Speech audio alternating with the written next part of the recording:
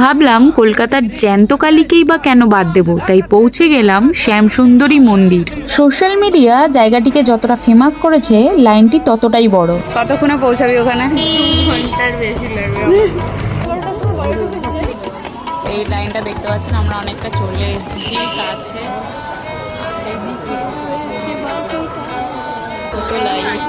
অলৌকিকতার লোভে হুজুকে বাঙালির ভিড় হয়তো দেবীকেও বিরক্ত করে।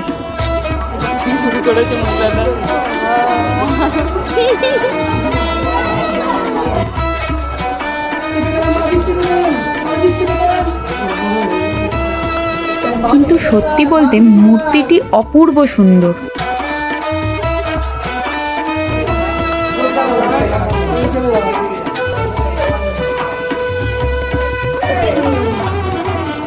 মন চাইলে আপনি যেতেই পারেন, কিন্তু রিল দেখে যাবেন না।